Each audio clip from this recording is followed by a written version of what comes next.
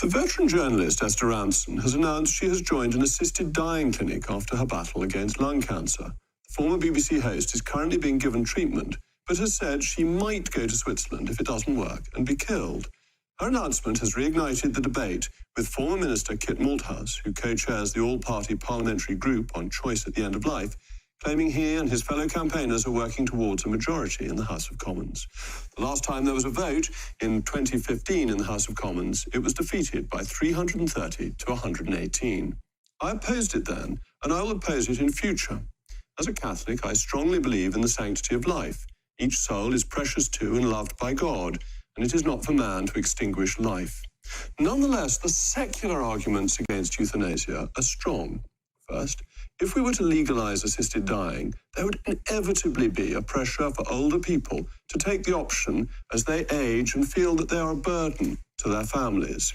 This isn't the sort of melodramatic, rapacious relation dropping a subtle hint to granny in a hope of an inheritance, although that may happen. Much more common will be the old person who feels he has become a burden and will serve his family, those he loves, by hastening his end. It's hard to stop this self-imposed pressure, but as long as euthanasia is illegal, the pressure is not there. Second, banning euthanasia does not mean making medical interventions to prolong a life that is coming to its natural end. In our own laws, we have the option of do not resuscitate, of people in palliative care who can be allowed to die rather than artificially and energetically kept alive. There's no need to give care that prolongs life when people are finding their life is drawing to a natural close. And it's always reasonable to administer pain relief, even if that hastens the life. And third, as Lord Sumption has pointed out, there is a degree of fudge in the current system. Euthanasia and assisted dying remain illegal, protecting the vulnerable, but the law has grey areas, and sometimes those who break it deserve and indeed receive mercy. And it seems to me this is a small price to pay to stop the slippery slope. And it is an occasion where the slippery slope is certainly there. It's apparent when euthanasia has been allowed in other countries. And we don't need to look further than some countries near us or similar to us in terms of legal system. In Belgium, they now have ruled that there is no age limited to assisted death, and so children have been killed. There's also the case of Genevieve Lamite. She murdered her 5 children, 4 daughters and 1 son, in 2007. And earlier this year, she was allowed to kill herself. Now, this brings euthanasia in as a substitute for capital punishment, which strikes me as a sinister development. In Canada, we have seen people take the option of assisted death owing to, in part, reasons of poverty or poor living standards.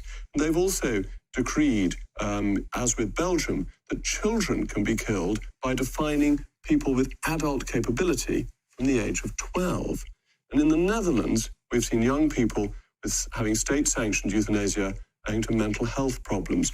Now, why is this so important? Well, the case is always made for euthanasia when talking about people who are seriously ill, in considerable pain, and are about to die anyway, slightly hastening the end. But actually, if you look at Canada and Belgium and the Netherlands, healthy people who could live long natural lives are taking suicide as a state-provided option. For those who do have diseases that are killing them, palliative care is so important to preserve dignity in death. And this isn't always properly funded or provided, and euthanasia really must not be a money-saving scheme for the NHS. The moral case is strong, the individual soul is important, but the secular arguments seem to me to be determinative for those without faith. As ever, I want to hear from you. You know the email, mailmog@gbnews.com. And I'm now joined by Rabbi Jonathan Romain, the chairman of Dignity in Dying. Rabbi, thank you very much for joining me. Why would you take the risks that exist in allowing euthanasia approved by the state? Because instead of looking at the worst possible case scenario, which you've just done, look at all the many, many advantages. And by the way, don't cite Belgium, Holland, or the Netherlands, because what we're proposing in England has nothing to do with them whatsoever. What we're proposing is a law in Oregon where it can only be for someone who's terminally ill, mentally competent, and is of their own free will. And I cite Oregon not only because it's our proposed legislation exactly the same, but they've been doing that for 25 years. In other words, we've got quarter of a century's worth of evidence, medical evidence, of how the system operates and how it works, and how largely it is people who actually, a lot of people will opt for assisted dying, but they won't take it up because most of us want to carry on to the last breath. But for those people who are suffering, and yes, of course, hospices do a tremendous job, and I regularly go and visit them, but there are still many people suffering in pain. And I'm sure many of your listeners right now will know someone who is suffering in pain. And the point is, and this is not just a secular argument, but a religious one, you may be a Catholic, I'm Jewish, we both honour the same testaments, and therefore, yes, there's a sanctity of life, but there's also no sanctity of suffering. There's nothing holy about agony. If someone is dying and wants to let go, and wants to say to God... But this is an argument about palliative care, isn't it? This is an argument about palliative care. It's not surely it's a proper provision of palliative care, and there are certainly failings in our system at the moment with people being in considerable pain who could have that pain relief, and one reads about that regularly. Yes, but yesterday I visited somebody in hospital who said to me, every night I pray to God that I won't wake up, and every morning I'm disappointed. Yes, of course, palliative care is wonderful. And please God, I will have it when my time comes. But there are many people who do suffer cancer, motor neuron, Parkinson's. And why are we saying to them, Jacob Rees-Mogg says you shall not? And you mentioned God. Well, we constantly play God. Every time we see someone thrashing around on the floor, we don't say, oh, that's God's will. We intervene. We thwart God. We give them a defibrillator. We call an ambulance. But we don't kill them. We don't kill them. No, but we can... And we've taken the power of the state to kill people away in terms of capital punishment. It seems odd to give it back in terms of the end of life. But we're not killing them. That's the whole point. We are killing them. They are being killed. No. And they're dead at the end of it. No, you got it wrong, to be honest, if you don't mind me saying. No, they are dead, You said that Esther Ransom would go over there and be killed. She would not be killed. She would take a medical potion of her own free will, which she had lectured. The person who gives you that medical potion that kills you has a moral responsibility of killing you. They must do. Yes, you are killed. Yes. And this is one of the things about assisted dying. It's the euphemisms that are used to pretend that it isn't killing somebody, because you don't like to say somebody is being killed. And we should use frank language, not try and cover it up in cosy euphemisms. Well, let's be frank about language. There's euthanasia, which means somebody, the state or an individual, kills someone against their will. There's suicide, which not necessarily against your will. Euthanasia isn't necessarily against your will. It usually is. That's suicide. Murder. I mean, if it's against your will, it's murder. Right. Okay, and state murder happens a lot, as we know only too well. Suicide is when you kill yourself, but if you had not done so, you might well have carried on for 20, 30 years. Assisted dying is suicide is any point at which you kill yourself. Yes, but whatever your age, it's not, if you're very old and you may not live for long, not suicide. If you do it by yourself without help, it is suicide. If you do it with help, somebody has helped to kill you. Yes, but if you're dying anyway, and this is the specific, and the legislation, as you well know, has to be watertight, and we're only talking about people who are dying anyway. But legislation is never watertight. Well, why do you pass it? Because let's be frank, you have to go for the majority. The legislation of this kind always has the ability to extend, and you've seen it. That's why I mentioned Belgium, Canada, and the Netherlands, which you may not like. But none of those intended to have the mass killings that they now get. They all said before they passed it that their numbers would be small, and the numbers then grow. Even in Oregon, the numbers have grown. Marginally. I mean, really marginally. And remember, of course, that Belgium and Holland had started from a totally different point. We would not start from that point. It's not that they have slipped. Use the word slippery slope. They didn't slip, they started off with that way. Oregon, and you must say Oregon, because that's exactly what we're proposing for England. So it doesn't matter what in they're Oregon, doing the other side of the world. And you start off saying it will be the hardest cases, and that always gets pushed to the edges. And who decides this?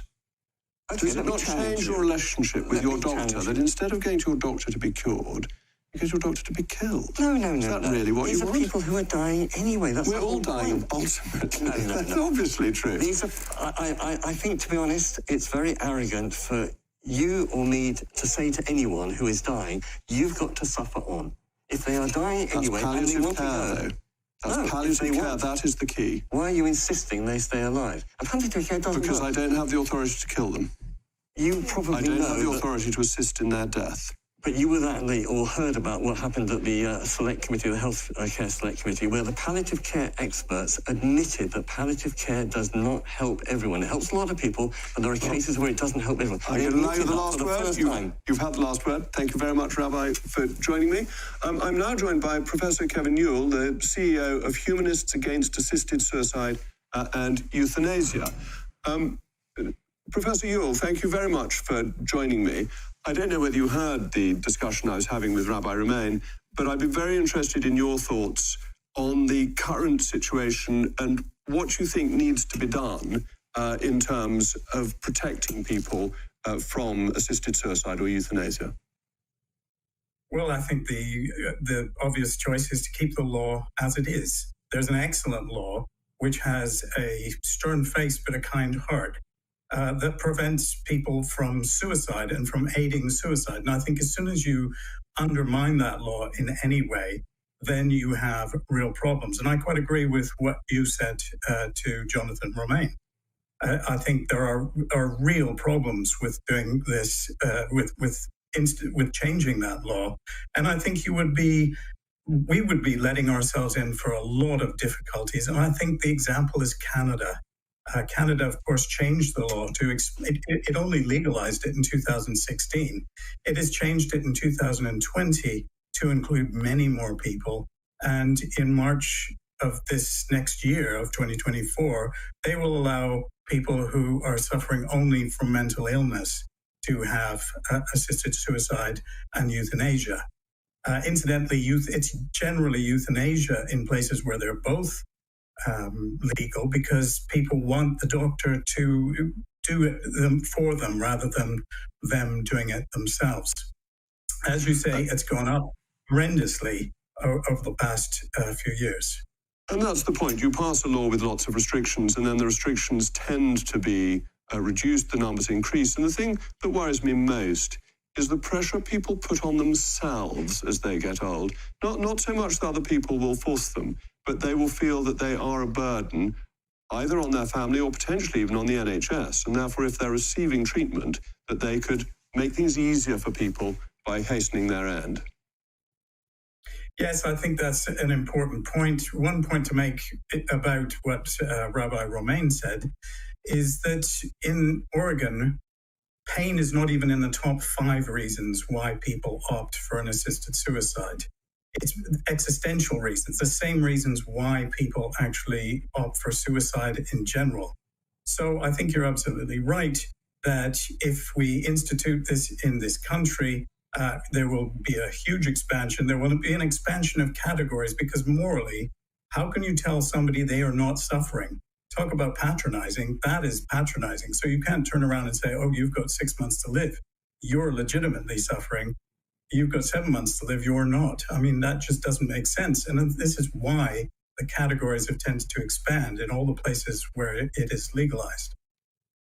Well, Professor Yuill, thank you very much. It's so important to have a humanist voice, a non-religious voice speaking, because I think people think that those of us who are Catholic have this view anyway, and we need the practical secular arguments from people like you. So thank you, Professor.